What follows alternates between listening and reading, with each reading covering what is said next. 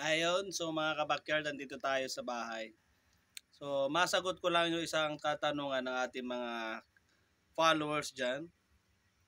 Shout out sa'yo, Demons Generos. Yung hindi ko alam pangalan masyado, hindi ko mabasa. Ano? So, dapat nilalagyan nyo yung complete name nyo sa address para mas maganda yung shout out.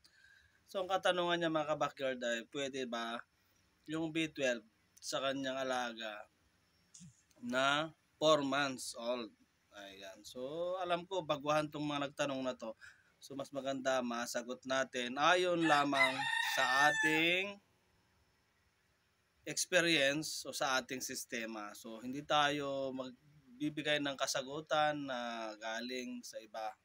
So, dapat galing sa atin na sariling opinion, sariling experience natin, at sariling sistema natin. So, mga kabakyard, ang sistema natin 4 months pa lang, pwede na natin bigyan ng B12. O kahit 3 months pa yan, mga kabakyard, pwede na. No? So, alam nyo po ba na ang B12 ay nagbibigay yan ng ganang kumain sa ating mga alaga. Subukan nyo mga kabakyard kung ikaw ay baguhan. Pwede nyo pong i-alternate ang B12 sa kada araw. So, ibig sabihin mga kabakyard, magpapalipas lang kayo ng isang araw bago nyo bibigyan uli. Isang kaplet sa isang araw. So, ang ibibigay po natin dyan ay yung kaplet mga kabakyard. Yung maliliit na butil na bilog na B12. So, hindi ko na ipaplat dito. Tanungin nyo na lang sa mga agribet store, sa mga poultry supply, yung Arbet B12, yung kaplet. Ayan, 100 pesos lang yung isang bote nun to 150. So may mga mahahaba na ngayon na B12 mga kabakyard. Pero pag kasi yun medyo malaki yun mga kabakyard, medyo parang tabletas ang style, wag na yun ang ibigay ninyo. Yung kaplet lang mga kabakyard. Alam nyo, napakahalaga ng B12 sa ating mga alaga. Yan din yung nagbibigay ng kompletong daloy ng kanilang pulang dugo. No? So karamihan sa mga sisiw mga kabakyard, alam ko naman na wala na yung mga inahin nila o yung mga inahin, inaalis nyo na dun mismo sa kulungan. So wala nang magkikip sa kanila paggabi. So mga karamihan, nilalamok yung mga yan. So nababawasan yung kanilang pulang dugo. So ang pinaka-importante talaga dyan ay yung pulang dugo ng ating mga sisiw. Dapat maging buo hanggang paglaki.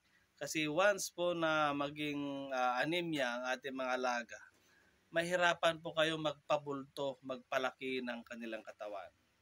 So ito po sariling sistema, sariling experience ko na po sa tinagal-tagal ko po nag-aalaga, backyard breeder. Elementary pa lang ako, ginagawa ko na yung pag-backyard breeder.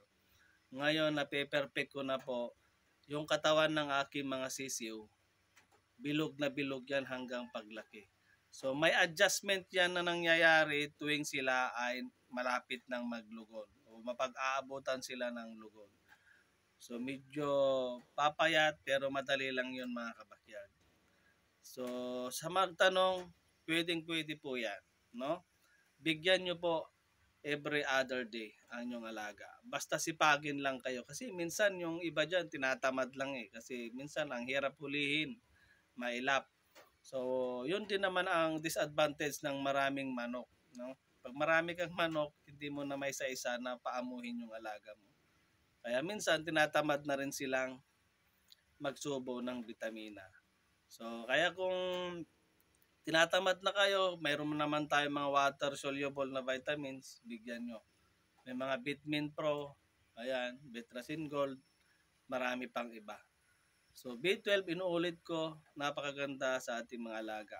Yan yung nagbibigay ng appetite o ganang pagkain ng ating mga alaga.